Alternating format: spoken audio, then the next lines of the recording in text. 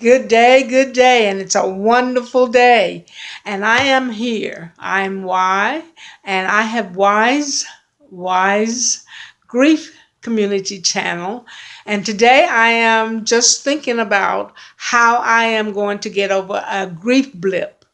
So, what's a grief blip? We talk about things being on a blip on the radar. And so this is probably where I am right now. I am trying to get through a grief blip. So, why would I have a grief blip? Because so many times I wake up and I'm thinking about all the things that I have to do, trying to set up an agenda, trying to set up the atmosphere for healing and wellness in my home as I am caring for my husband. But this morning I woke up and I heard a tape recording, and one of the things that came forth was that we have to have an attitude of gratitude in order to overcome and also to surthrive. Surthrive is a word, a combination word that I've heard sometimes, a combination of surviving and thriving. And so recently, my husband and I did a video for our church talking about being more than a survivor. So I said, okay, if more than a survivor is a word that we're thinking about, I'm going to use the word today, the gratitude of a surthriver. And I am going to use some of the things that I wrote in our book, Redeeming Grace, Look How Far God Has Brought Us, as a way to really think about and remember how we are how we are blessed, and how we should be having an attitude of gratitude. So, why is really thinking about how to be wise in her words and to use this time to encourage and to show others how we are we find ourselves in situations, but the solution has already been written, the solution has already been presented.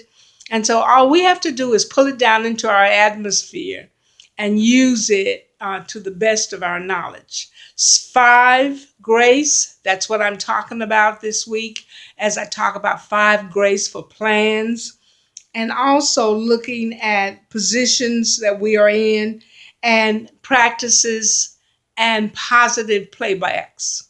So, in this series in October, as I am a survivor of 17 years since the diagnosis of lupus, and my husband is a survivor of two amputations, heart attack, and end-stage kidney disease, which requires dialysis 3 times a week.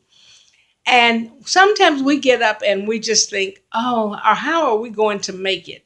And then we start thanking God. We start thanking our friends for being there for us. We start thanking each other for being there, and recognizing that we are spending our 44th year of marriage. And we have been through some things that really were more than grief blips to me. They were grief atmospheres completely covering some of our daily living. But as a grief community channel that I am offering wisdom. Wise is our first word, WISE.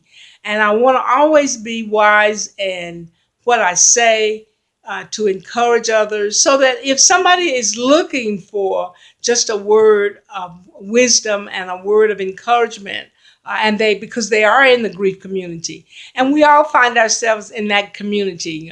We It's like going in from neighborhood to neighborhood. You can move through one neighborhood and everything's well, and then you move to another one and it changes. Everything changes.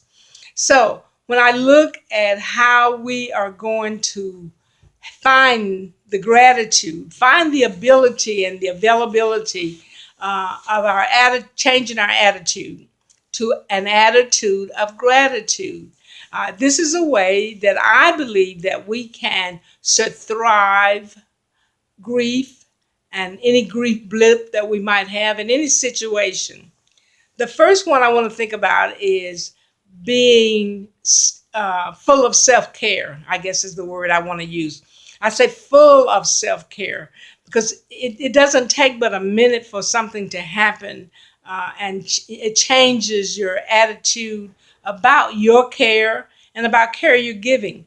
And I am going to say it so many times that in grief, you really have to take care of yourself, soul, and spirit before you are able to help anybody else. So, when these five grace survivor tips are self care, self love, self ability, self control, and self indulgence. Sometimes when we talk about self control before we talk about self indulgence, we pick up something that we are feeling like we need to change or we need to give up. But I put self indulgence as the last one because self indulgence is what you are grateful for. That's when God gives you the ability to take care of yourself, and to give to others.